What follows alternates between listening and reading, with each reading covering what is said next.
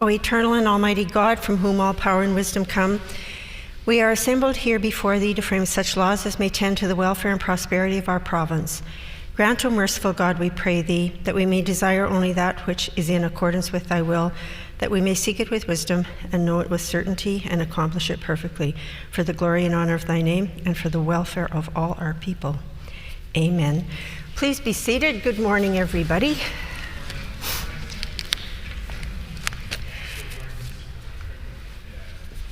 House business.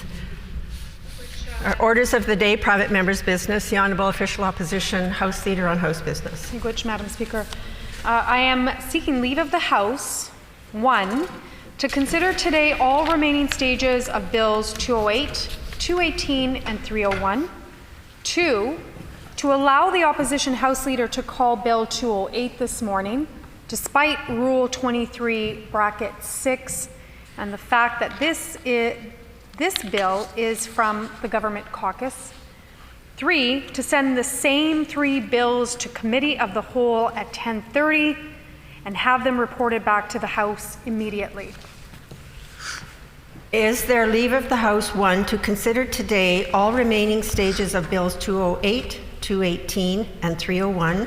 2, to allow the Opposition House Leader to call Bill 208 this morning, despite Rule 23, bracket 6, and the fact that this bill is from the Government Caucus. And 3, to send the same 3 bills to the Committee of the Whole at 10:30 and have them reported back to the House immediately. Is there leave?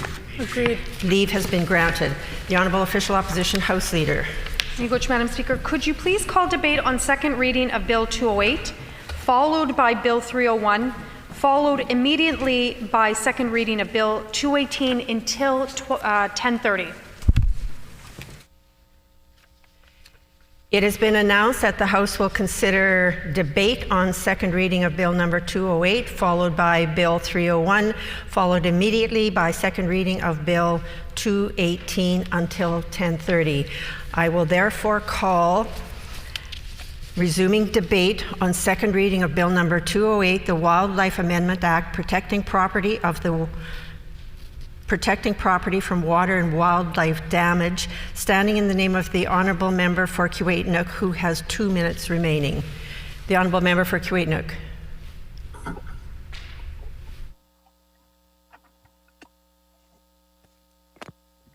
Thank you, Madam Speaker. Are you able to hear me, Madam Speaker? No. Hang on 1 second.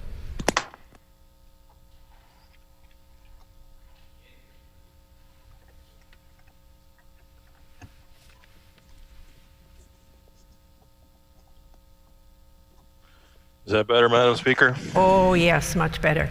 The Honourable Member for Kiiwetinoong. Thank you, Madam Speaker. It gives me great pleasure to kind of continue on where I ended up at the last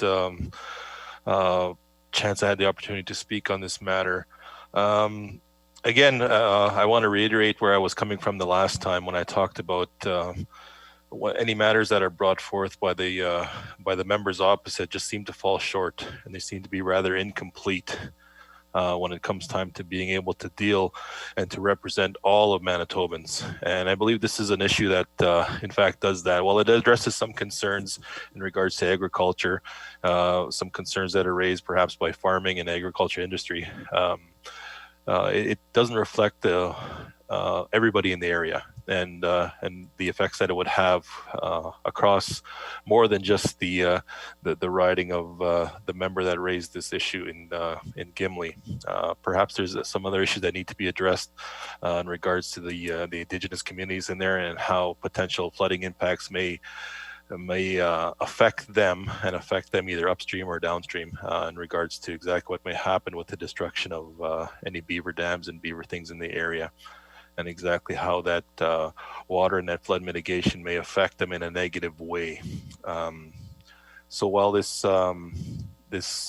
bill on its face, the Honourable Leader of the Order, please. Order. The Honourable Official Opposition Leader. Yeah, just I actually think that the member for Kiiwetinoong was about to wrap up their speech there.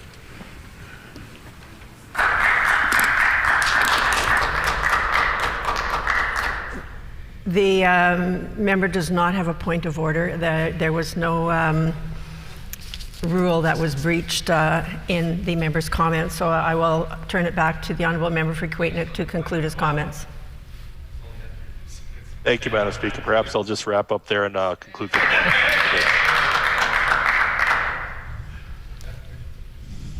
Are there any further members on debate on this bill? If not, is the House ready for the question?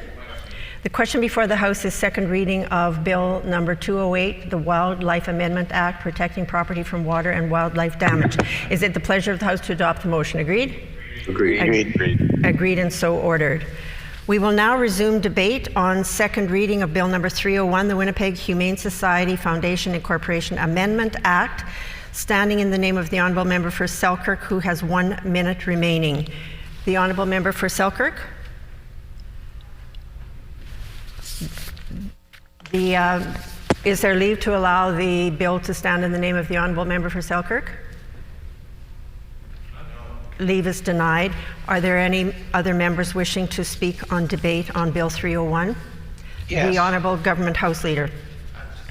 Madam Speaker, we want to thank the Opposition House Leader for bringing this bill forward, and of course others who have supported it. The great work of the Humane Society is recognized in many different ways, and including in this bill, Madam Speaker. The Honourable Member for River Heights. Madam Speaker, we're pleased to support this bill. We recognize the important work that's been done by the Winnipeg Humane Society under the leadership of people like Vicki Burns, Bill McDonald, Javier Schwerzerski, and a variety of other people who have played an important role in building and in operating this centre. So we're pleased to support this. Thank you. Merci, miigwech. Are there any other members wishing to speak on debate on this bill? If not, is the House ready for the question? The question before the House is second reading of Bill number 301, the Winnipeg Humane Society Foundation Incorporation Amendment Act. Is it the pleasure of the House to adopt the motion? Agreed? Agreed and so ordered.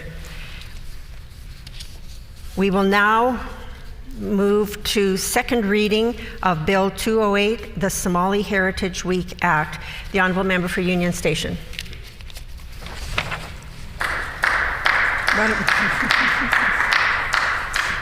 Madam Speaker, I move, seconded by the member for St. John's, that Bill 218, the Somali Heritage Week Act, be now read a second time and be referred to a committee of this House.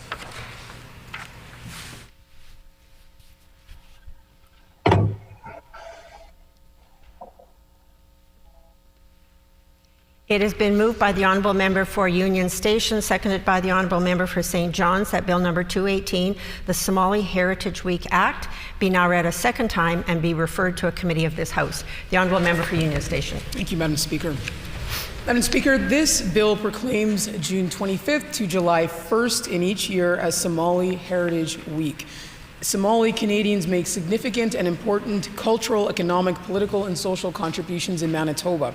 The week of June 25th to July 1st includes significant days in the history of the Somali community, including independence celebrations for Somalia. July 1st is recognized as Independence Day for Somalia. These dates represent important moments of pride, resilience, and self-determination for all Somalis in East Africa and the Horn of Africa. Many celebrations are held here in Manitoba during this week that reflect the rich culture, heritage, and traditions of the Somali people and celebrate independence, liberty, and freedom.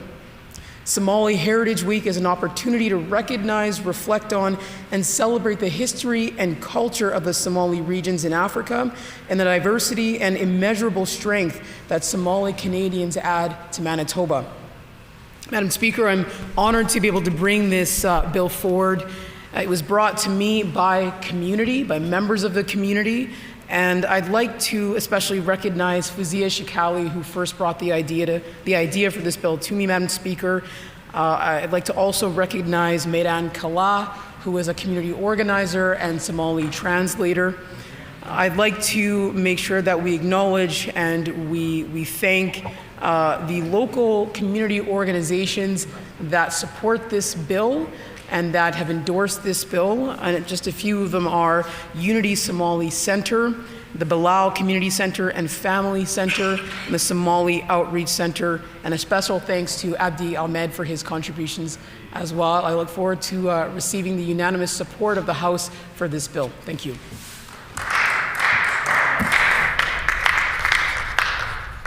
A question period of up to 10 minutes will be held. Questions may be addressed to the sponsoring member by any member in the following sequence. First question to be asked by a member from another party. This is to be followed by a rotation between the parties. Each independent member may ask one question, and no question or answer shall exceed 45 seconds. Could I ask any members that are wishing to ask questions or to speak in debate to please let the moderators know? The honourable. Sorry, Madam Speaker. The honourable member for McPhillips. His jacket is throwing me off a little bit. Merry Christmas, Madam Speaker. We're good to go? We're good to go. Okay. Hey, good morning, Madam Speaker. I want to thank my colleague opposite for introducing this bill and educating and continuing to educate Manitobans on the importance of Somali's contribution to Manitoba and Canada.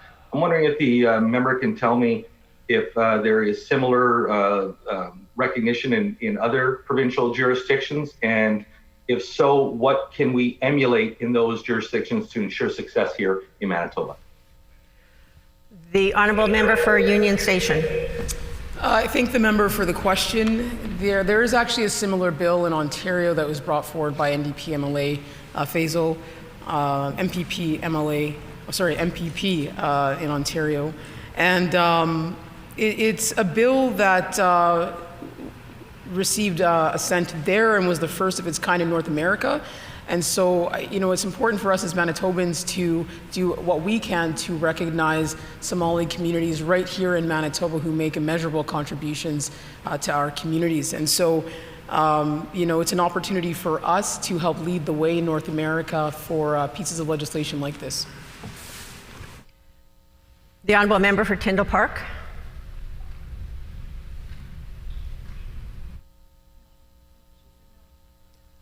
Okay. Madam Speaker, I don't actually have a question for the member bringing this bill forward, but we are very happy to be supporting it. Are there any other members wishing to ask questions on this bill? The honourable member for Rossmere. Thank you, Madam Speaker. Wondering if the member could tell us a little bit more about these organizations, the kinds of work that is done, and perhaps just give some examples. I'd just like to know a little bit more about the good work that the member referenced. The honourable member for Union Station. Yeah, absolutely. Two of the organizations actually are in the constituency of Union Station. They've been in existence for a few years, and they do incredible work, especially with youth in the community. And so everything from tutoring young students after school to tutoring sessions and gatherings on the weekends. Most recently, actually, Somali women in the community organized an Independence Day celebration on July 1st that was for Somali Independence Day and for Canada Day right in Central Park. The honourable member for Lac du Bonny.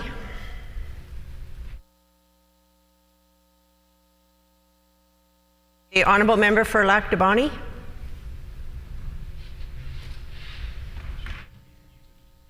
The honourable member for Lac du Bonny needs to unmute his mic.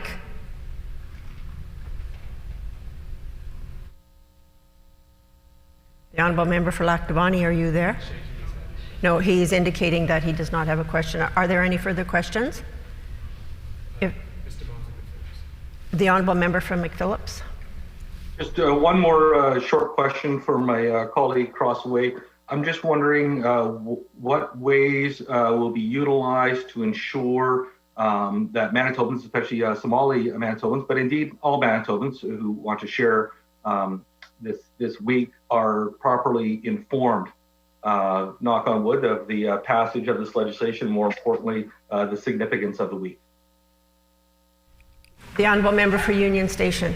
I thank the member for the question. I look forward to all members of this House using their platforms to amplify this legislation, to inform all Manitobans and their constituents about this legislation, about Somali Heritage Week, about Somali Independence Day, and us working collectively to make sure that all Manitobans are aware of the important contributions of Somali peoples in Manitoba. Are there any further questions? If not, debate is open. The Honourable Member for McPhillips. Good morning, Madam Speaker. It's always a pleasure to rise in the House on any occasion, and today marks just another one of those, Madam Speaker, as today may be my last opportunity to speak before our winter break. I'd like to wish all my colleagues a very Merry Christmas and Happy New Year, and hope that they have an opportunity to reconnect with family and friends, and more importantly, unwind. It is indeed, it has been indeed a difficult and stressful time, not just for Manitobans, but for MLAs as well. We all have families and friends, and it has not been without its stresses. So I'm just encouraging everyone to please check their own mental health during this break, and more important, ensure that their self-care is dealt with.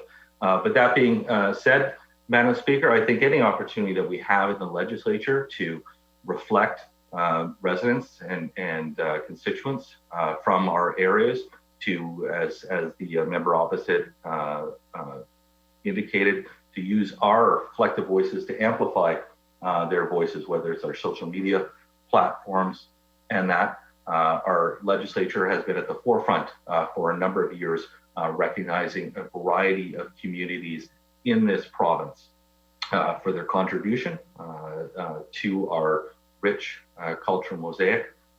Today's inclusion or request for a Somali Heritage Week, I think, is a wonderful example of the cultural mosaic in which Manitobans survive or thrive, and more importantly, that makes Manitoba the destination it is for newcomers across the globe. I know that Somali has a very rich heritage. It is one that is fraught, though, in the early 20th century, one that was unfortunately, with a lot of African countries, was the subject of colonial rule, was unfortunately an unwitting part of the conflict of World War II, involving invasion by Italian military and overthrow, Madam Speaker, until ultimately independence was again achieved. Those kind of actions, though, do scar a community's psyche, Madam Speaker, and can leave lasting consequences, Madam Speaker.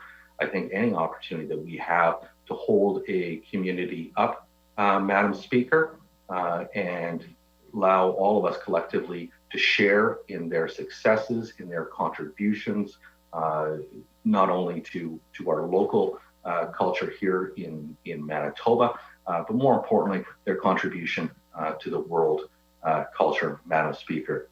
So I think that my colleague opposite has done their diligence, taking a look at what the member of the provincial parliament in Ontario has done in terms of a bill, which we can emulate here in the Manitoba legislature, and often that is the easiest route to go, because then the legislation and proclamations are all almost essentially pre-vetted in a parliamentary style, Madam Speaker.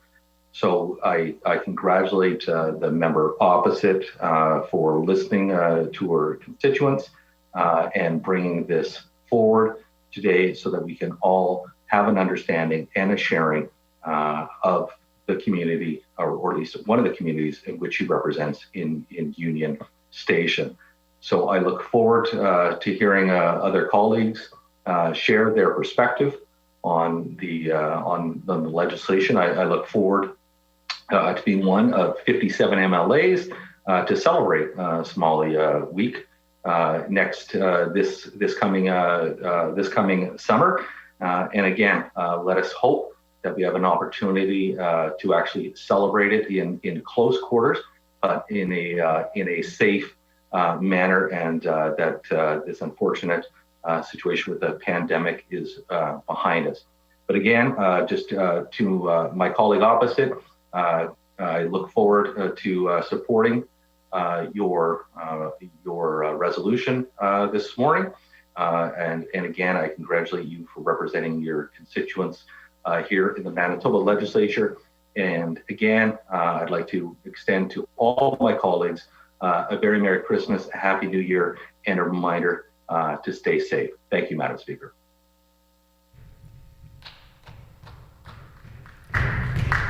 The Honourable Member for Tyndall Park. Thank you, Madam Speaker. And I did just want to have the opportunity to put a few short words on the record. We are very happy to support Bill 218, the Somalia Heritage Week Act. That proclaims June 25th to July 1st in each year as Somalia Heritage Week. As a time that includes significant dates in history of the Somalia community, some of these include independence celebrations for Somalia, Somaliland, and Djibouti. Madam Speaker, these dates represent such pride and importance, and that is why we want to be able to celebrate here in Manitoba, because as the bill reinforces, we know that Somali Canadians make significant and important cultural, economic, political, and social contributions to Manitoba. We are very happy to support. Thank you.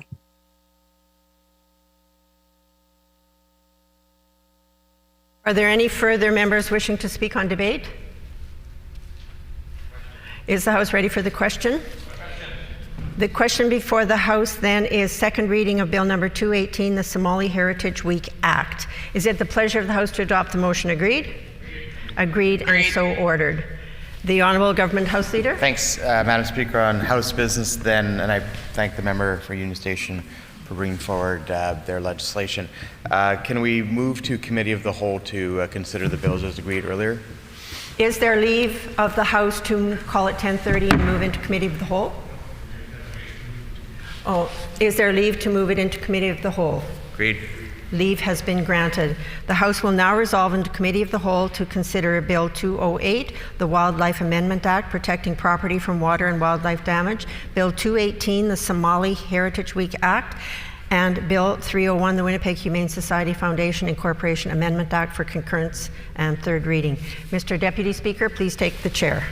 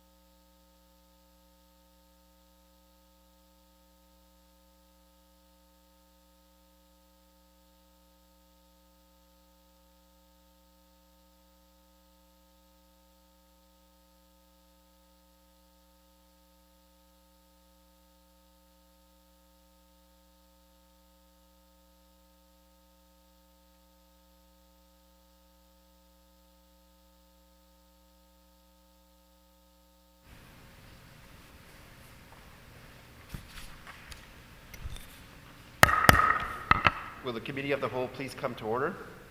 As previously agreed by the House, this committee will consider Bill 208, the Wildlife Amendment Act, protecting property from water and wildlife damage, Bill 218, the Somalia Heritage Week Act, and Bill 301, the Winnipeg Humane Society Foundation Incorporation Amendment Act. We shall begin with the Bill 208, the Wildlife Amendment Act, protecting property from water and wildlife damage. Does the bill sponsor, the Honourable Member for Interlake Gimli, have any opening statements? The Honourable Member for Interlake Gimli. Yes, thank you, Mr. Chair. I think this great legislation speaks for itself. Thank you. We thank the member. Does the other member wish to make any other members wish to opening statements on Bill 208? No? So during the consideration of the bill, the enacting clause and the title are postponed until all other clauses have been considered in their proper order. Also, if there is an agreement from the committee, the chair will call clause in blocks that are conforms to pages, which is understanding that we will stop at any particular clause or clauses where members may have comments, questions, or amendments to the proposed. Is that agreed? And shall, okay, that's agreed. Shall clauses 1 and 2 pass? Clauses 1 and 2 are accordingly passed. Shall clauses 3 through 5 pass? Pass. Clauses 3 through 5 are accordingly passed. Shall the enacting clause pass? Pass. The enacting clause is accordingly passed. Shall the title pass? Pass. The title is accordingly passed. Shall the bill be reported? Agreed, and the bill shall be reported. We'll now move on to Bill 8218, the Somalia Heritage Week Act. Does the bill sponsor of the Honourable Member for Union Station have an opening statement? Okay. Does the other members wish to make an opening statement on Bill 218? During the consideration of Bill, the preamble and the enacting clauses in the title are postponed until all other clauses have been considered in their proper order. Also, if there is any agreement from the committee, the chair will call clauses in blocks that conform to pages, with the understanding that we will stop at any particular clause or clauses where members have comments, questions, or amendments to the proposed. Is that agreed? Okay, so ordered. Shall clauses 1 through 3 pass? Pass. Clauses 1 through 3 are accordingly passed. Shall their preamble pass? Pass. Their preamble is accordingly passed. Shall the enacting clause pass? Pass. The enacting clause is accordingly passed. Shall the title pass? Pass. The title is accordingly passed. Shall the bill be reported? Yes. Agreed, and the bill shall be reported. Okay, now we'll go on to move on to Bill 301, the Winnipeg Humane Society Foundation Incorporation Amendment Act. Shall the Bill 301, on Bill 301, we will first hear from the reports from the Bill of Land Joint Legislative Council in accordance to Rule 154-1. I'll get Mr. Joint to. Thank you. As required by Subrule 154, Sub 1 of the Rules of the House, I now report that I have examined Bill 301, the Winnipeg Humane Society Foundation Incorporation Amendment Act, and have not noted any exceptional powers sought or any other provision of the bill requiring special consideration. Thank you. We thank the Legislative Council for the report. Thank you. Does the bill sponsor or the Honourable Member for St. John's have an opening statement? Yes. The Honourable Member for St. John's. I just want to take this opportunity to once again thank all of the remarkable people that sit on the board of the Winnipeg Humane Society, all of the folks that work at the Winnipeg Humane Society, and certainly all of the volunteers. It takes an extraordinary amount of labor to be able to offer amazing rescue and animal services, and they do it with love and compassion, and so I say to them, miigwech. We thank the member. Does any other members wish to make any opening statements on Bill 301? No? During the consideration of bill, the preamble and the acting clause and the title are postponed until all their clauses have been considered in their proper order. Also, if there is an agreement that from the committee that the chair will call clauses in blocks to conform to pages, with the understanding that we will stop at any particular clause or clauses where members have any comments, questions, or amendments to propose. Is that agreed? Agreed and so ordered. Shall clauses 1 pass? Clause 1 is accordingly passed. Shall clauses 2 through 4 pass? Pass. Clauses 2 through 4 accordingly passed. Shall clauses 5 through 8 pass? Pass. Clauses 5 through 8 are accordingly passed. Shall the clauses 9 and 10 pass? Pass. Clauses 9 and 10 are accordingly passed. Shall the preamble pass? Pass. The preamble is accordingly passed. Shall the enacting clause pass? Pass. The enacting clause is accordingly passed. Shall the title pass? Pass. The title is accordingly passed. Shall the bill be reported? Yes. Agreed, and the bill shall be reported. Shall the bill be amended? Okay, I understand that the motion for the refund of fees will regard to this bill? Yes. Yeah, the honourable member for St. John's. Miigwech. I move that this committee recommends that the fees paid with respect to Bill number 301, the Winnipeg Humane Society Foundation Incorporation Amendment Act, be refunded less the cost of printing. Okay, it has been moved by the honourable member for St. John's that the committee recommends that the fee paid with respect to Bill 301, the Winnipeg Humane Society Foundation Incorporation Amendment Act, be refunded less the cost of printing. So all in order. The motion is in order. The floor is open for questions. I don't hear any questions. Hearing no further questions. Shall the motion pass? Agreed, and the motion is accordingly passed. That concludes business before the committee. Committee rise. Calling speaker.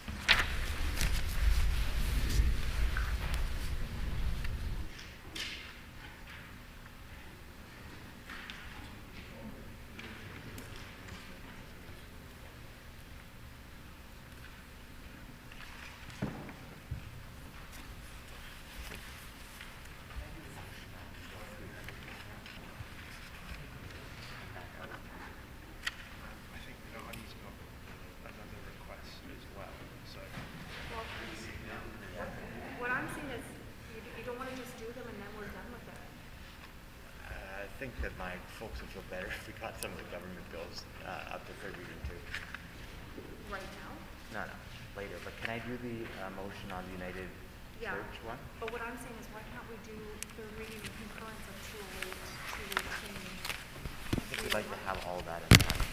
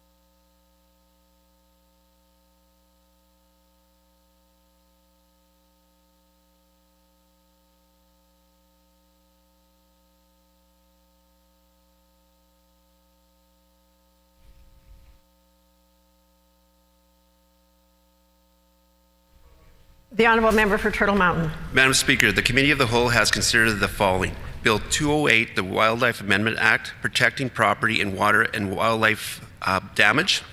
Bill 218, the Somalia Heritage Week Act. And Bill 301, the Winnipeg Humane Society Foundation Incorporation Amendment Act.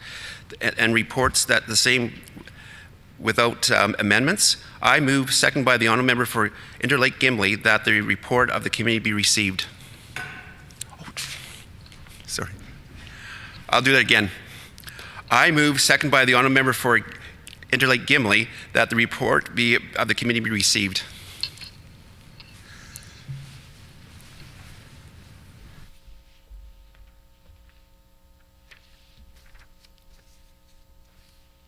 It has been moved by the honourable member for Turtle Mountain, seconded by the honourable member for Interlake Gimli, that the report of the committee be received. Is it the pleasure of the House to adopt the motion? Agreed?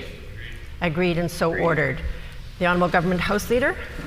Madam Speaker, I may need to ask leave to deal with a government motion related to the United Church Amendment Act. It's a government motion, although it deals with a private member's bill, so I'm not sure if I need leave for that.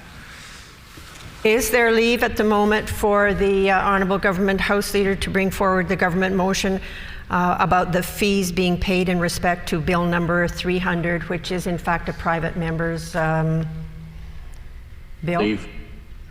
Leave.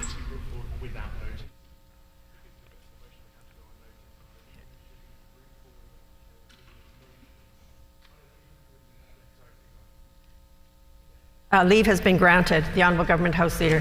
Thank you very much, Madam Speaker. So I move that the fees paid with respect to, I move, seconded by the Minister of Health, that the fees paid with respect to Bill number 300, the United Church of Canada Amendment Act, be refunded less the cost of printing.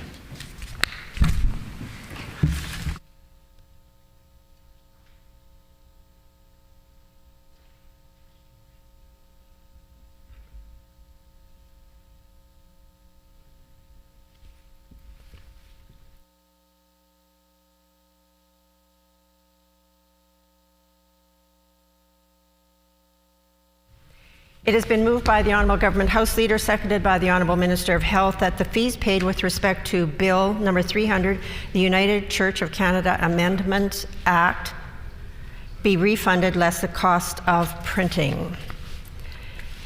Is there any member wishing to speak on debate on this motion?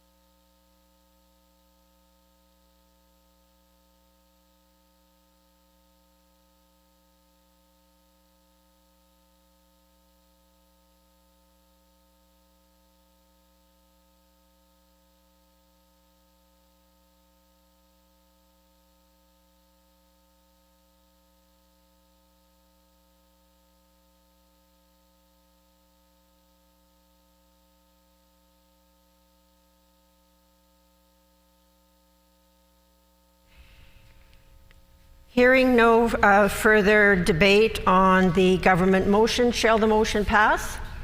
The motion is accordingly passed.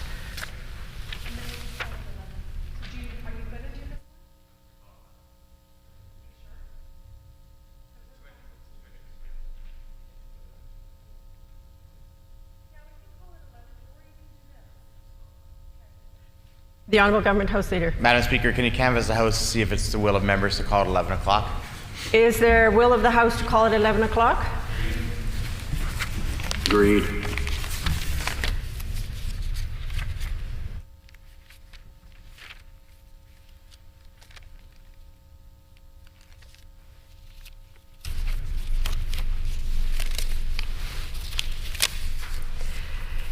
The hour now being 11 a.m. and the time for private members' resolution, The resolution before us this morning is the resolution on call on the provincial government to support Manitobans on employment income assistance, brought forward by the Honourable Member for Thompson. The Honourable Member for Thompson.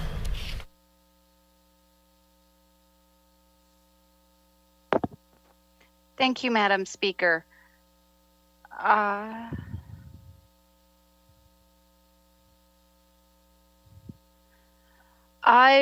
I move, seconded by the Honourable Member for Notre Dame, therefore be it resolved that the Legislative Assembly of Manitoba will urge the provincial government to fully exempt CERB, CRB, and other federal COVID-19 recovery measures from EIA clawbacks, ensuring EIA benefits are not interrupted or cut off during the remainder of COVID-19 pandemic, and will work towards a livable wage for income for all Manitobans.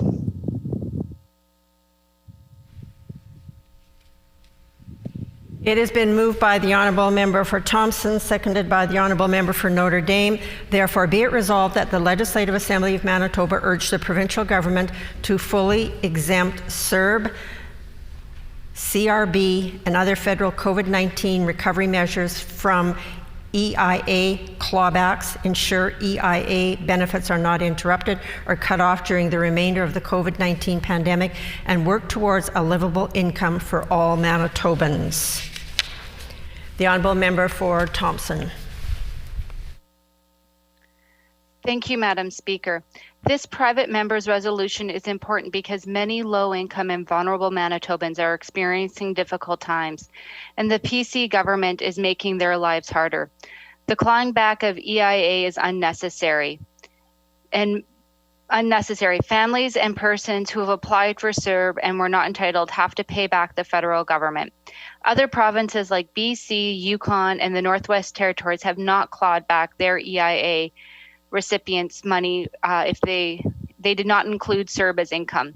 In April, the province decided to claw back income and employment assistance for those who were receiving the Canadian Emergency Response Benefit. In fact, the PCs were looking for people.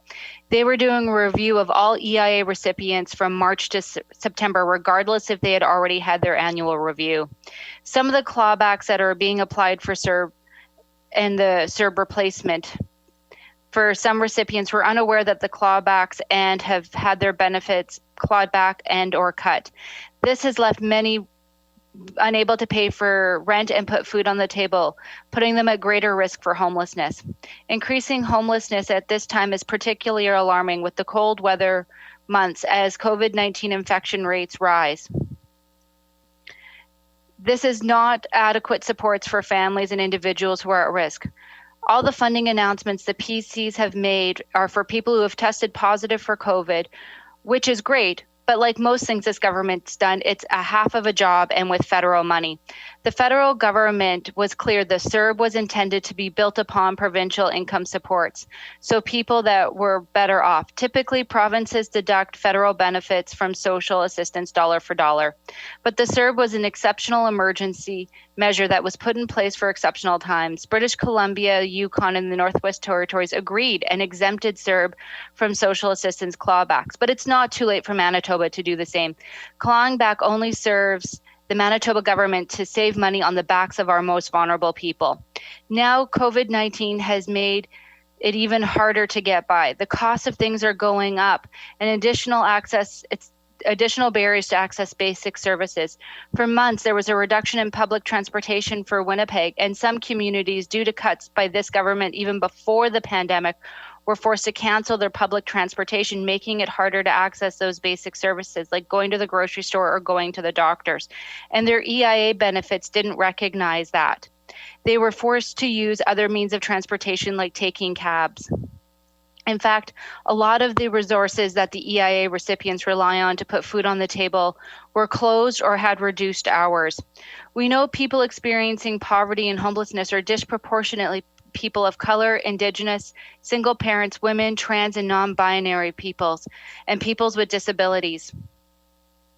Neither the federal government or the provincial government provided any supports for these marginalized groups and left them to figure it out for themselves. With more and more services going virtual, it added more and more cost to technology, as places that would have provided technology for free were closed. Many families were having to do homeschooling and trying to make sure their kids had the technology needed to stay in school, which was not reflected in their EIA benefits, and nor did the government stand up and help these families. They left it to school districts to support families. Government has an obligation to ensure people can live with dignity and have sustainable housing and a living wage. This is something the government had a responsibility for even before the pandemic. And what are they trying to do? They're trying to privatize and sell Manitoba housing. In fact, they left over 1,600 units empty with 9,000 people on the wait list.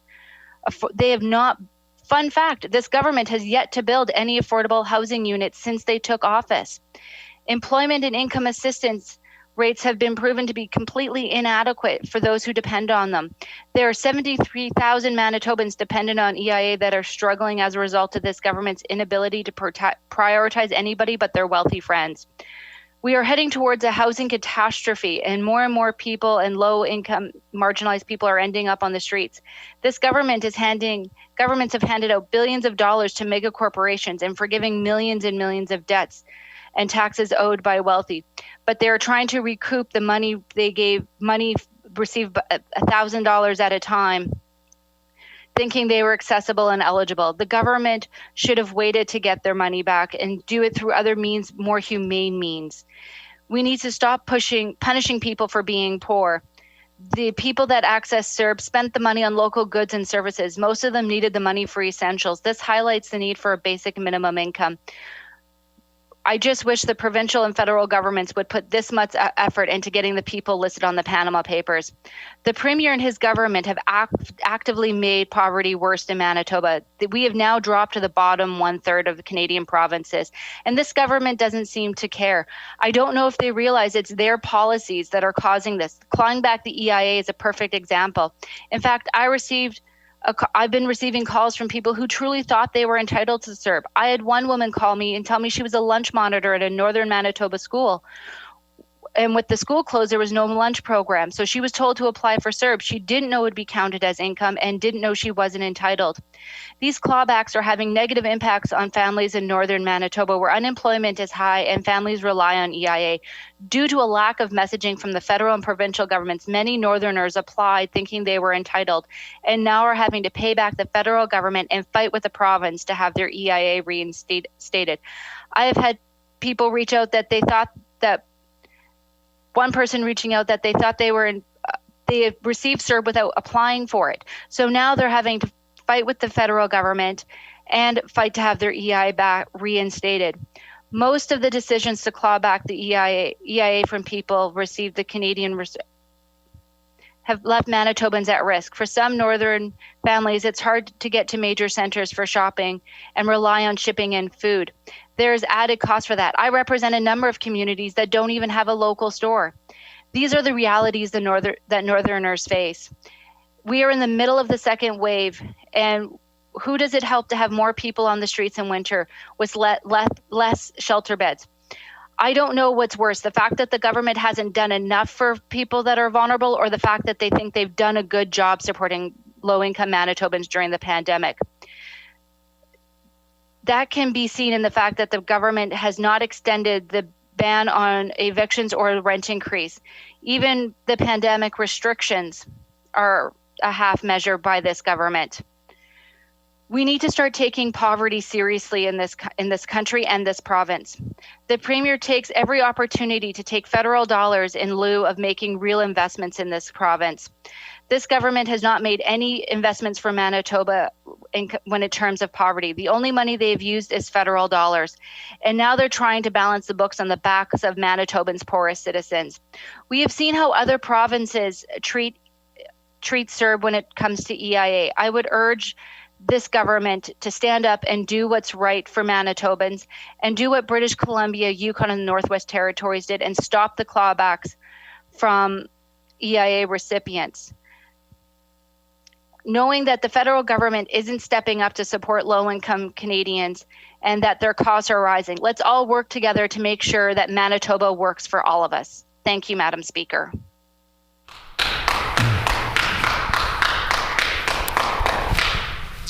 A question period up to 15 minutes will be held. 10 minutes. Just 1 second here. Sorry about that. Question period up to 10 minutes will be held, and questions will be addressed in the following sequence. The first question may be asked by a member from another party. Any subsequent questions must follow rotation between parties. Each independent member may ask one question, and no questions or answers shall exceed 45 seconds. The honour member for Seine River.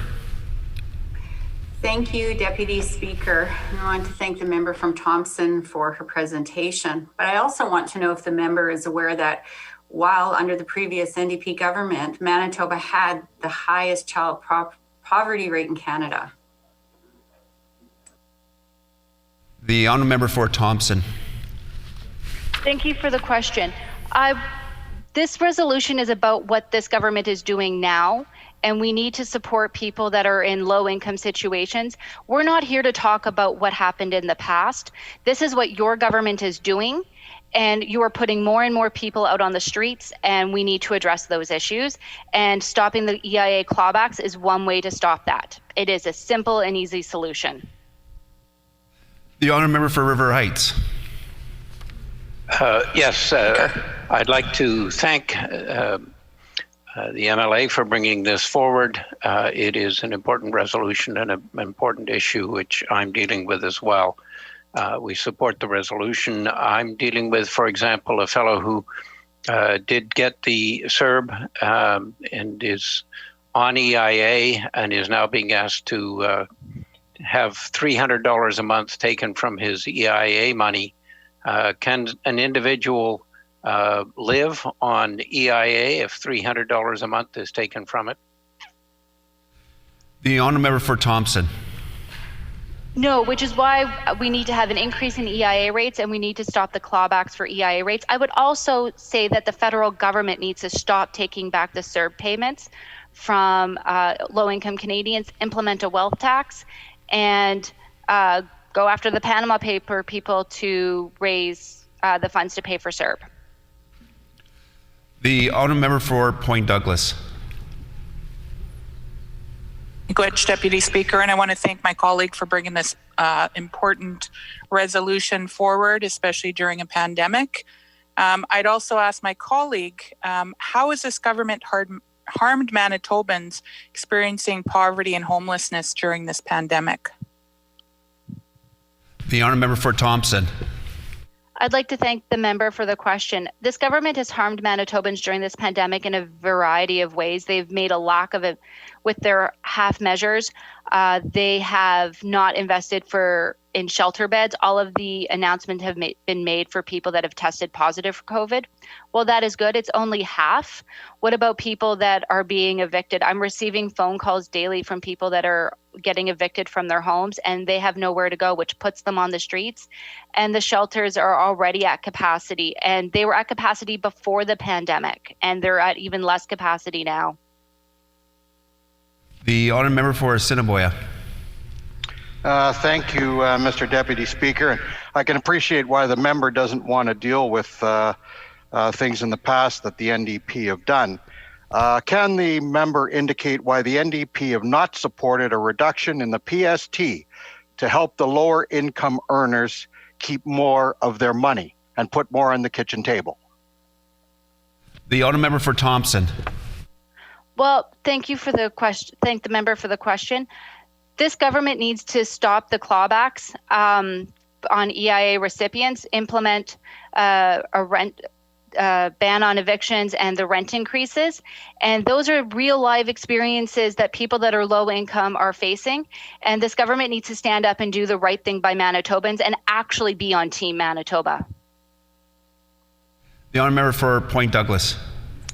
Which, Deputy Speaker, can the member tell us how exempting CRB, CERB, and other federal COVID-19 recovery measures from EIA clawbacks would help Manitobans recover from this pandemic?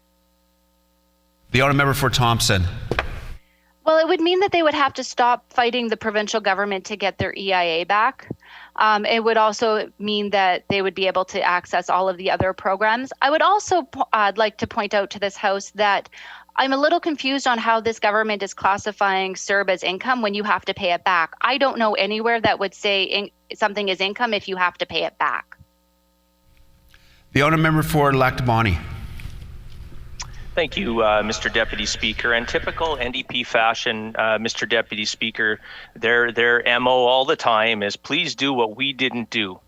Mr. Deputy Speaker, they had 17 years, and I'd like to ask the member from Thompson, who I know was a staffer within some of the NDP ranks at times. They had 17 years to take some action to address poverty here in Manitoba. Instead of simply talking about it today, why didn't they get something done in the 17 years they were in power? The honourable member for Thompson. Thank you, Deputy Speaker. I'd like to thank the member for Order. For Thompson. I'd like to thank the member for the question.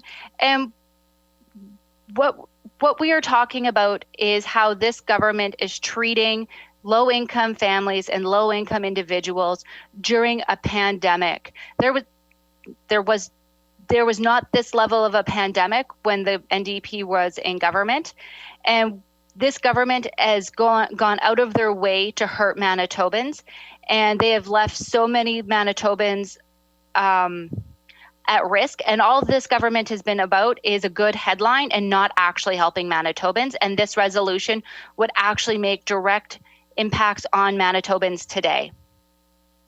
The honourable member for Point Douglas. Miigwech, Deputy Speaker. Can the member tell us how would an NDP government better support Manitobans experiencing poverty and homelessness, especially during a pandemic? Member for Thompson. Yes, thank you I'd like to thank my colleague from Point Douglas on that very important question. It's very simple. If we were in government, we would have made the focus Manitobans. We would have put Manitobans first and not made it about how we're going to help our rich friends and our rich donors. We would have looked at how we treat Manitobans, and I think a government should be judged about how they treat the most vulnerable people in this province. The honourable member for McPhillips. Yeah, good afternoon or good morning, Madam Speaker. I appreciate the opportunity. The member opposite talked about speaking for rich friends. I'm asking the member if she would join me in condemning her rich boss's comment, where he indicated that he was riding in his limo back to his king-size suite and feeling really bad for children in poverty. So I'm asking the member to join me in condemning her boss's comments, where he marginalized those people who live in poverty and actually work together to find an opportunity to help those people who truly need our help. The honourable member's time is up. And as elected representative. The honourable member for Thompson. Thank you for the question. Well, I would say to the member opposite that I would like him to support my resolution in standing up for Manitobans, and I would hope that he is standing up to his bosses his boss, the premier of this province, and the cabinet table that are putting in all of these policies that are hurting Manitobans. So I would like him to stand up today and support this resolution. The honourable member for Point Douglas. Miigwech, Deputy Speaker. I'd like to ask a question about poverty reduction here in our province. Today we're going to a committee to hear, they're going to present 3 years of poverty reduction strategies. We know that poverty is a huge issue here in Manitoba. So I'd ask the member, why do they believe this government has not developed a plan to help low-income Manitobans? The honourable member for Thompson. Thank you for the question. Well, I think the reason they haven't developed a plan for Manitobans dealing with poverty and affected by poverty is because they simply are out of touch and don't care. That they are made a plan, and that this is, and in fact that this is going to be our last poverty reduction committee meeting, because when they don't like something, they just stop.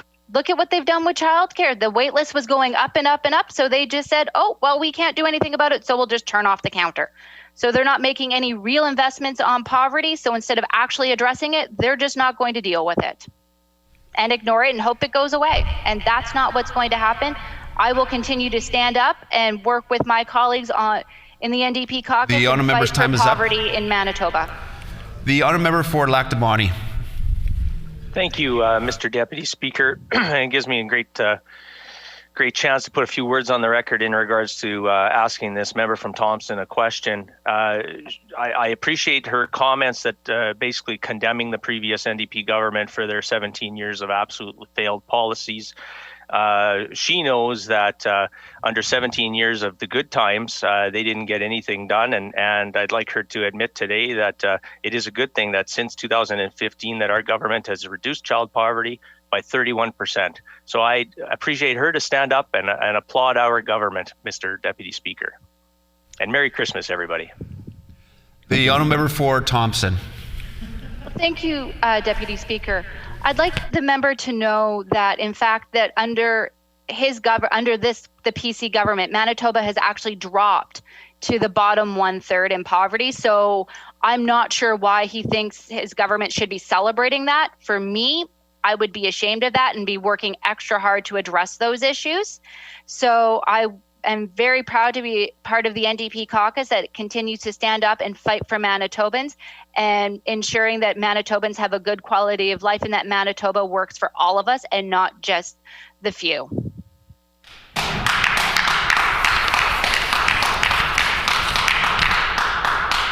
Time for question period has expired. The debate is open. The honourable member for Seine River. Thank you, Deputy Speaker. Good morning to everyone. Thank you for the opportunity to put a few words on the record in regards to the member from Thompson's resolution. I want to begin by acknowledging that we are in unprecedented times. The way forward has no roadmap, nor does it come with clear-cut directions. What I do know, though, is that as a government, we have been doing our best to support Manitobans as we go through these times. Protecting everyone and ensuring the health and safety of everyone is a top priority. I also want to acknowledge that the many years I had working in the social services sector, I learned a lot from the families that I was working with and from the resources and community supports I connected them to. Families are a very cohesive and strong group of individuals. The need to find a better solution to where they were or to seek out a resource to help a member of their family was key. The most important thing that they could do. Some of the strongest people I know I met through my many years working in the social services field. Our government supports individuals through the many programs and supports available. These supports have been expanded to continue to meet the needs of those requiring assistance. EIA, housing, and childcare supports have been enhanced, and additional programs have been introduced to support families. These programs have helped many individuals and provided supports for the many individuals who have been able to gain employment and not require further government assistance. This hand-up assistance has benefited youth, adults, and families. Deputy Speaker, I would like to first look at our EIA program and the work that has been done to improve and modernize the supports available to the citizens of Manitoba. Our government is making strategic investments in EIA to get more Manitobans off social assistance and back to work. We have invested nearly 25% more in EIA than the previous government. To be exact, a total of $476 million was invested in EIA in 2019-2020. Individuals living on the EIA benefits are from many different backgrounds and vary in age. Government is working collaboratively to ensure clients that the supports they need to enter into the workforce are in place for them. This is why programs like the Ready, Set, Work program, Community Living Disability Employment Project, and Futures Forward programs are available. $3.7 million has been invested into these programs, money that is being invested in the future of Manitobans. These programs offer all Manitobans an opportunity to build on their strengths and talents and to gain the skills needed to enter or re-enter back into the workforce. Deputy Speaker, the jobs readiness programs have benefited over 1,000 people. There have been 1,000 fewer people assessing general assistance through the EIA program. In addition, the Jobs on Market in Winnipeg has served over 6,000 people since February 2017, and over 3,000 Jobs on Market have joined the workforce. These are two great examples of how the supports offered to individuals on assistance have benefited them and their families. Training and supports offered to individuals in the community help build stronger communities today and for the future of their children. Deputy Speaker, to further support Manitobans during these tough times, the Disability Economic Support Program provided $4.6 million of support to help Manitobans during this pandemic. This was a non-taxable benefit and did not impact other program eligibility. In addition, our government has exempted all one-time COVID-19 benefits from determining EIA financial eligibility, including benefits for people with disabilities and for seniors as well. By treating CERB like earned income, our government has ensured that all previous EIA clients are able to keep their health, dental, and optical benefits under the rewarding work health plan side.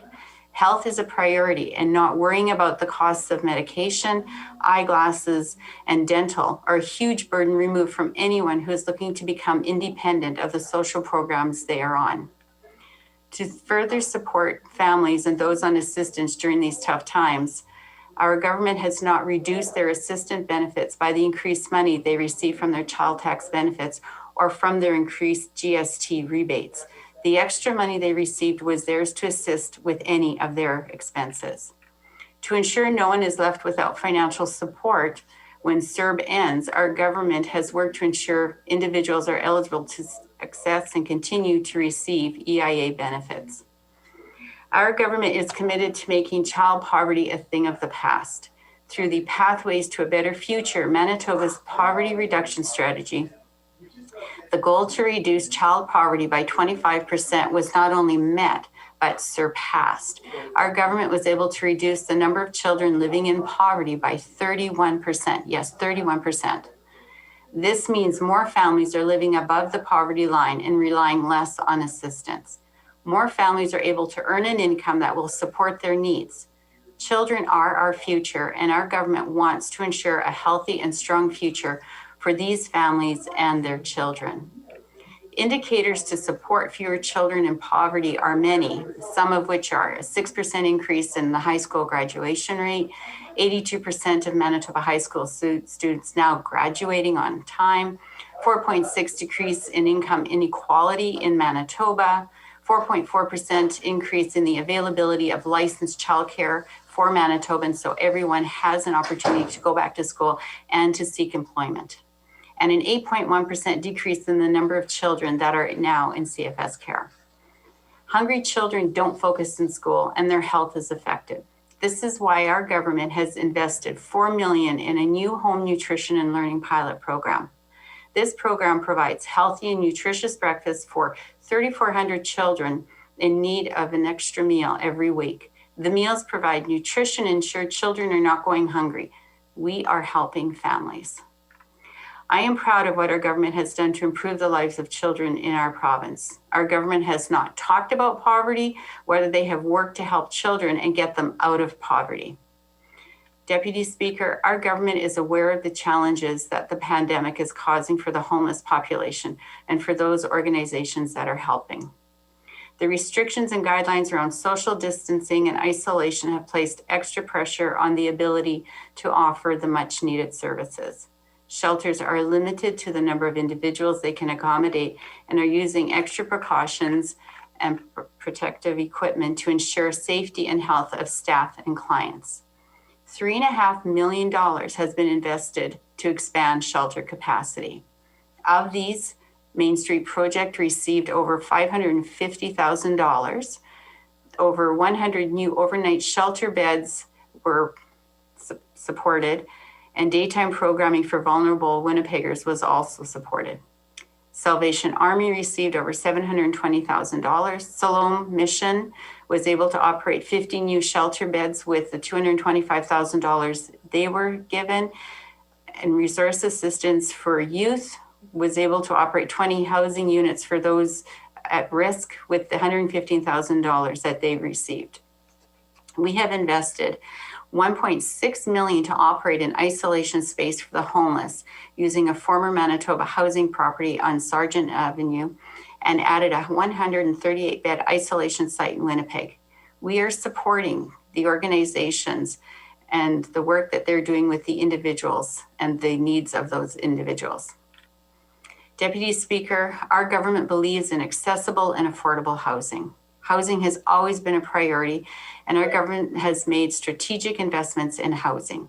We have partnered up with Habitat for Humanity, Wabung, and various housing projects throughout the province. These additional housing supports have helped families achieve the dream of purchasing a home for their family and providing a living environment safe and free from violence. Habitat for Humanity received funds to construct 60 new units. Wabung received funding to assist families escaping domestic violence. Madam Speaker, our government has actively worked to ensure families receive the benefits they need to have a better future. EIA support programs, job readiness training, support to help children and families out of poverty, and housing investments create an opportunity for all futures. We have committed to helping Manitobans who need help in the past, and even more with the challenging changes we face. Our government has actively invested in the future of our families, not just talked about it as the previous government has. Thank you, Deputy Speaker.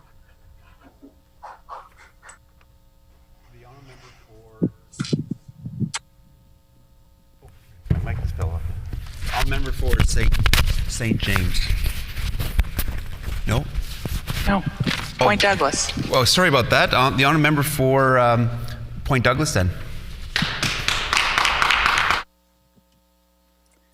Miigwech, Deputy Speaker.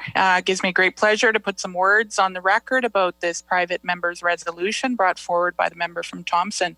This is certainly an important resolution, one that's timely as we are in a global pandemic and as we see food costs rise here in our province and other costs like hydro. We just saw an increase of 2.9% instituted by this Pallister government a couple of days ago, which is making it even harder for Manitobans here in this province. And here we have a government that is clawing back CERB payments and CRB payments. These are payments that were made to Manitoba's most vulnerable. And here's a government that just said that they want to help Manitobans, that they're worried and they are doing their best to take care of vulnerable Manitobans. But Deputy Speaker, actions speak louder than words. And the member from Seine River just said that we're in unprecedented times. We absolutely are. But this government has failed to act. They failed to put in any extra supports for Manitobans, especially our vulnerable population. We have 73,000 people that are reliant on EIA. And I would say probably 50% of those that were on EIA took CERB or CRB. And now this government is trying to claw back those dollars that were taken to only help them during this global pandemic, help them with rent increases, to help ensure that they stayed in their housing, to help ensure, like this government likes to say, to keep food on the table. Well, this government has done nothing but take food off the table for Manitobans. They've cut everywhere. They've cut in education. They've cut in healthcare. They say, oh, we've increased spending. Well, Madam or Deputy Speaker, we have inflation in this country. We have inflation all over the world. And things go up, and this government has never accounted for that. They have not increased EIA benefits for Manitobans, and they've sold off Manitoba Housing. And for those that don't know, on the other side, Manitoba Housing is safe, affordable housing. For those that can't afford to pay high rents, they take into account 30% of your income, and that's what's paid for rent. We know that rent in Manitoba for a one bedroom is about $1,000. For a two bedroom is $1,200. That's just for an apartment. Try getting into a house if you have 4 or 5 kids. and now you're paying, upwards of $2,500. Well, now this government has clawed back CERB and CRB payments and have cut people off. And the only reason Manitobans knew that they got cut off is because their landlord actually got in touch with them and said, hey, your rent hasn't been paid. And then they get in touch with their worker, which was, took days for people to get a call back because they've also received cuts from this government. So there's less people working in social services that are supporting Manitobans, vulnerable Manitobans. So, this government talks about, wanting to support vulnerable Manitobans, but they are just making it harder. Someone that wants to get back onto EIA that took CERB, that did cut themselves off EIA, are having to wait up to 6 weeks to even get a phone call, just a phone call. And that phone call tells you when your appointment is, then you go in and you see someone, and then they determine whether you can get back onto EIA or not. If you did receive CERB payments and you did not cut yourself off, then what this government is doing is they're taking back those payments off of people's monthly EIA payments. Well, I can tell you that they're already living under the poverty line, Deputy Speaker. They're already struggling. They're struggling to keep their lights on. They're struggling to keep their kids fed. They're struggling to pay rent. And, getting on a bus to go somewhere, the member from Thompson talked about, there was extra added costs to this. If someone, was ill and they needed to go to the hospital or had to go and get a COVID test, well, are you going to go on a transit bus? Probably not. Chances are you're going to probably take a taxi so that you have the shield. At least you can sit in the back and you're not, perhaps infecting anyone else. And you take a taxi there and then you get your test and you take a taxi back. Taxis are not cheap in this province. The member from Seine River talked about extra supports that they provided to Main Street Project. Really? Extra supports? There's been absolutely no extra supports. The only extra supports that this government has provided is for isolation units. Isolation units for people who possibly have COVID to isolate while they get their tests back. And those that have COVID, Deputy Speaker, because you can't live in a shelter when you have COVID and infect other people. So that is the only dollars that this government has provided. And they had to provide those funding dollars, because if they had left people in the homeless shelter with COVID, then what? This government would have been facing a lawsuit. So when the member from Seine River says that her government has provided extra supports for vulnerable Manitobans, that's simply not true. I've had lots of contact with the shelters in this riding of Point Douglas, and there's Main Street Project, there's Salome Mission, and there's Salvation Army. And all of these shelters have been struggling. They are asking from this government for a plan that actually would put people into housing and get them out of shelters. But this government has not, invested any new dollars for these shelters to be able to set up some housing. I know there was a proposal that was put in to transform one of the hotels. That's not a drinking hotel, but it's a hotel where people rent rooms, to transform that into second stage housing for people who were struggling with addictions that needed some extra supports to stay on that road. And this government failed to provide any funding, and that's no longer on the table. So when we talk about, supporting vulnerable Manitobans in this province, this government's track record is, very shameful. You have more Manitobans now that are homeless in this province than you ever have in the 17 years that we were, and I might say glorious years that the NDP were in power. And, it's nice to see that, some of the members across are shaking their heads. Well, we took care of Manitobans. We took care of our housing stock. We made sure that there was Manitoba housing for vulnerable Manitobans that needed safe, affordable housing. And what has this government done? They've continued to sell off that housing. They've continued to make it less affordable for Manitobans. And they're clawing back benefits from people who are already living in poverty that need every single dollar. And Deputy Speaker, Manitobans that were on EIA used to be able to go out and volunteer. They could volunteer 100 hours and they could make up to $200 a month. And many people on EIA were doing that. They could, do that while their kids were at school. Some were disabled and couldn't work full time. So that's no longer there. So they're no longer able to, top up their income. And then here's a government who comes back and says, well, we're going to actually take a portion of your income. And Deputy Speaker, we don't even know what that portion is. We've called several EIA offices. We've called the minister's office asking what is the percentage that you are clawing back from each recipient. And we've got no answer from this government. In fact, I actually got a letter into my office from the Families Department saying that my office can no longer advocate for people who are on EIA, that we have to go through the minister's office.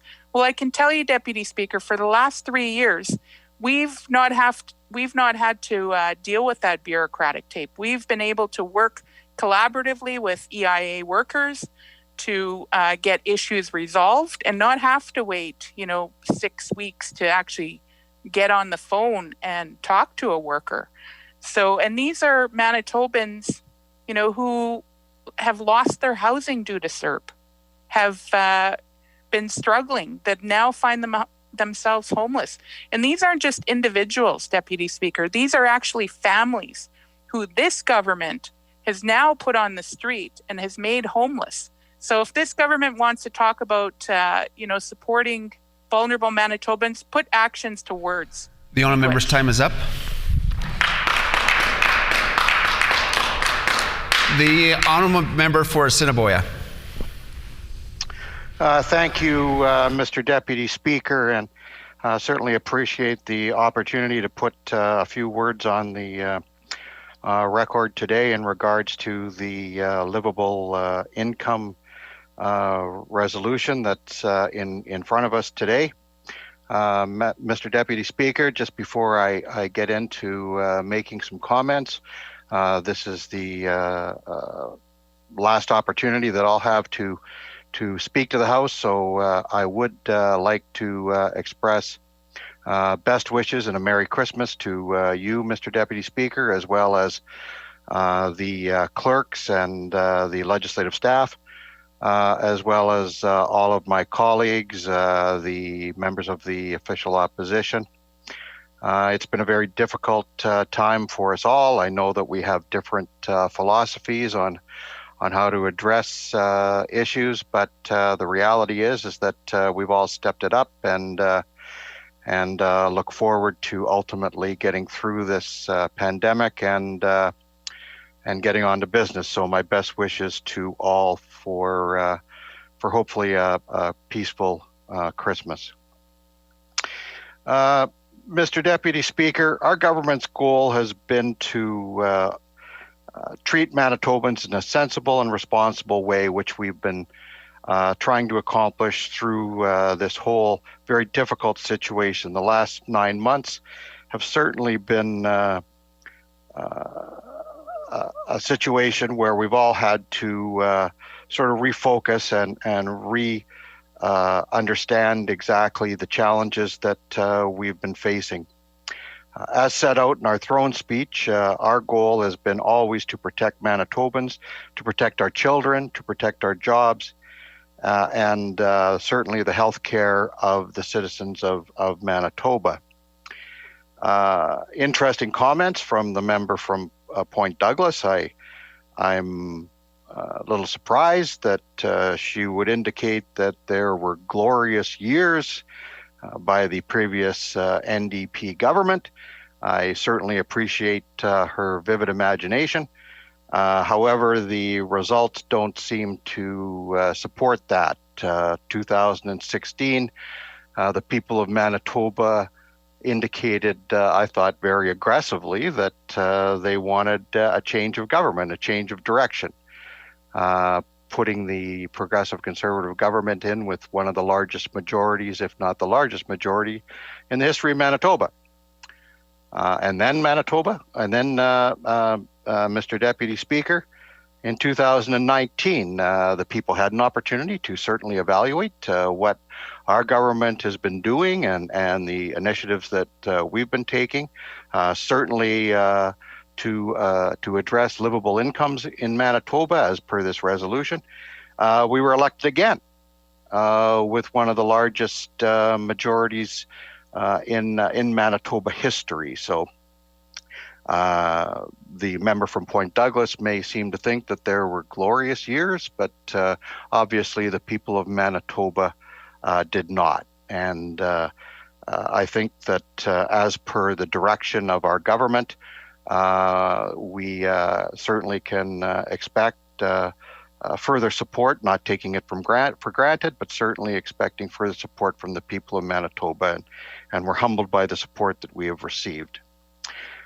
The other thing here, Madam, Mr. Deputy Speaker, that absolutely floors me, and I brought the question up to the member when we were allowed to ask questions in regards to a resolution, is this continued effort by the NDP to indicate that we're a government that does not sympathize with livable incomes and low-income earners, but yet the people of Manitoba spoke very, very aggressively in indicating that they didn't support PST, and yet the NDP continue to indicate that they will not support reductions in the PST, which addresses livable income.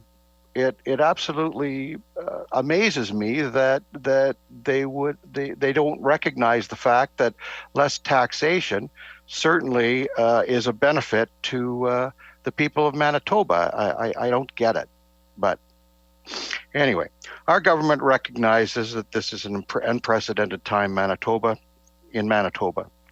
The effects of the pandemic certainly looks a lot different and certainly is challenging for all people, including those on lower incomes. Mr. Deputy Speaker, we realize that, and that is precisely why we are continuing to support the most vulnerable through the pandemic. In light of this, Mr. Deputy Speaker, our government has moved to make sure that those who rely on EIA benefits are able to receive one-time COVID-19 benefits without feeling the impact on their EIA financial eligibility, meaning that the EIA which seniors or people with disabilities collect will not be reduced based on what the individuals receive in COVID-19 benefits. Like, that's a fact, Madam Speaker.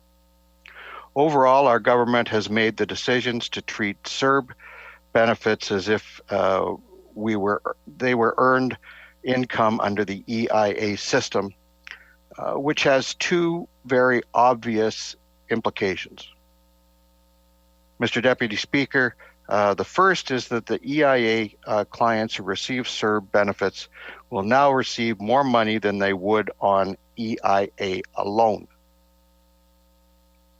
Mr. Deputy Speaker, the second is that these measures ensures that the EIA clients maintain their health care coverage, including receiving prescription drugs, dental, and optical benefits.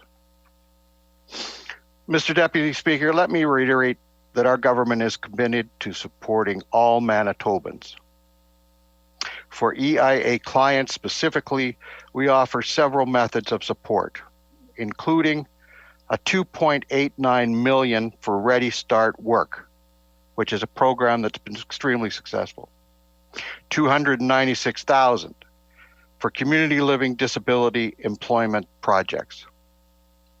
$600,000 for the Futures Forward program for youth aging out of care. A $3.6 million support for Manitobans through the Disability Economic Support Program. What's more, Madam Speaker, our government has moved to make sure that individuals with disabilities who were new applicants to the EIA receive the same enhanced exemptions as the existing clients. Our government is committed to realizing an easier, more fruitful process for individuals with disabilities who have had to turn to EIA as a result of this terrible, terrible COVID-19 pandemic.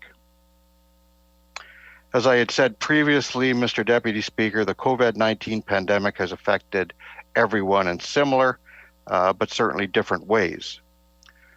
As we approach the holiday season, it's not lost on our government, or certainly not on myself, that many Manitobans this time of year have daunting challenges.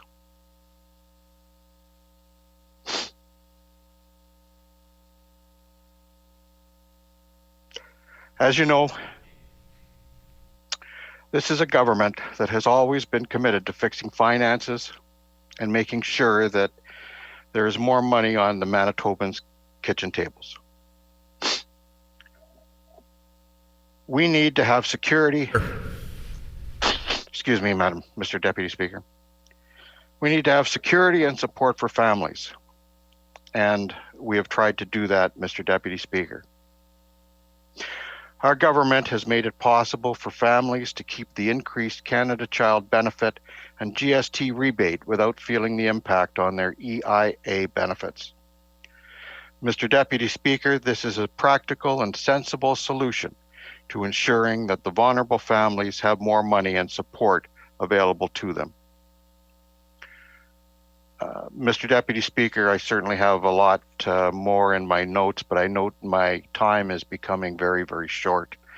So, Mr. Deputy Speaker, I just would like to end that I do understand we're in the House and we do certainly go after each other, but I can assure you that the members on our side of the House do fully understand that the challenge is out there for everyone, and we are doing the best job that we feel we can. Thank you, Mr. Deputy Speaker. The honourable member for River Heights.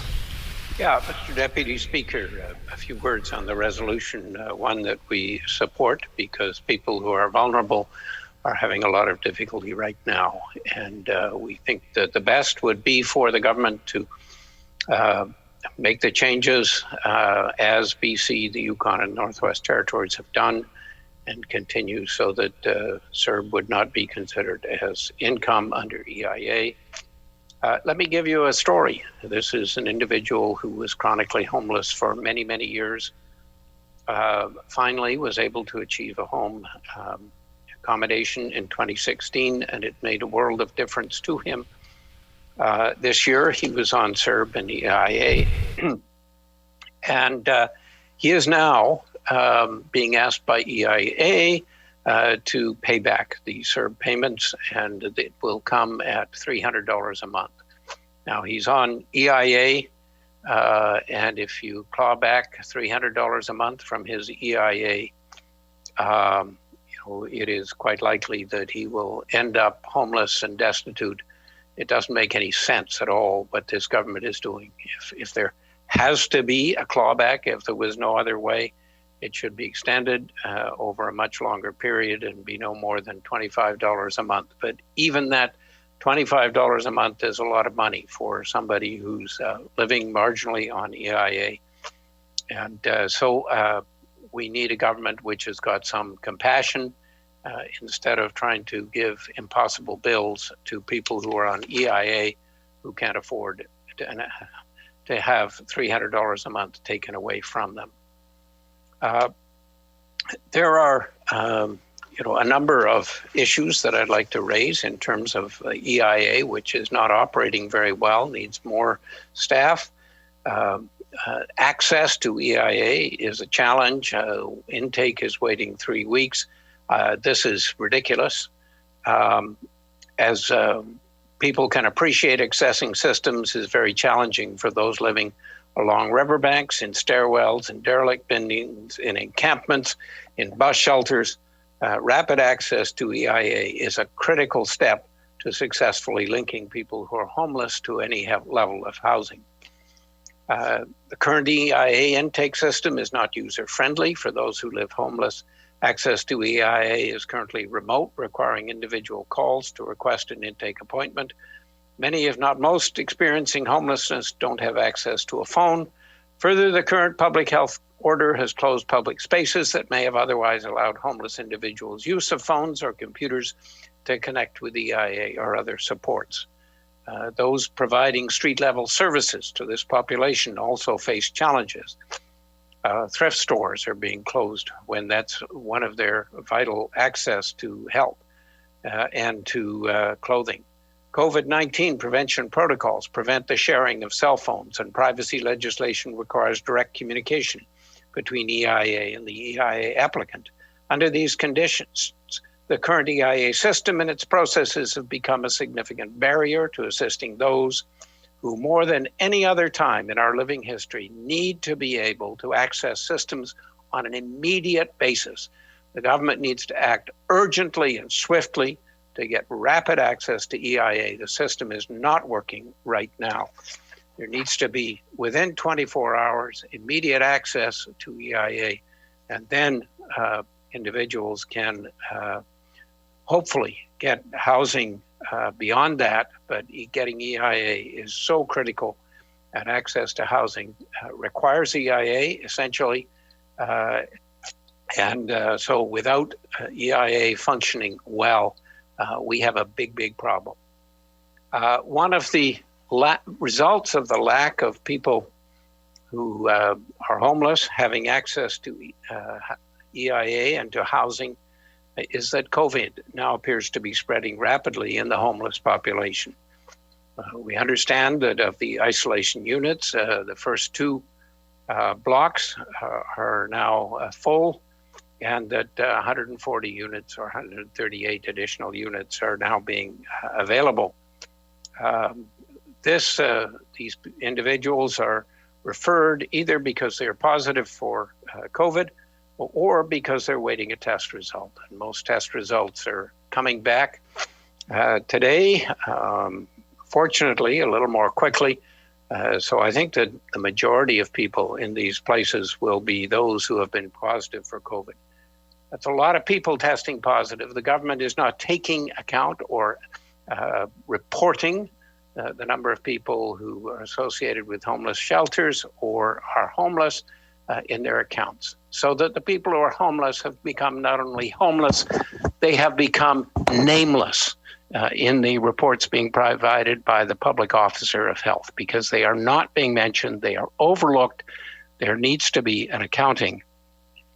The public health officer, Dr. Rusin, reported just in the paper as this morning, as it was reported, that there is a widespread community-based transmission disproportionately affecting some of the lower income quintiles, disproportionately affecting those where there is housing insecurity, those who are homeless. So in a veiled way, Dr. Rusin has referred to the fact that this exists, but we have no numbers, we have no accurate reporting. This must change. The government has to get on board, has to pay attention to those who are homeless, has to start counting people who are getting COVID infected, who are homeless, and reporting that, and has to start getting EIA working quickly and rapidly and well for people who are homeless so they can be helped. The situation at the moment is just not tolerable. It's inexcusable that the government could have let this go as they have, and it's inexcusable that they are now forcing people who are on EIA to pay back CERB.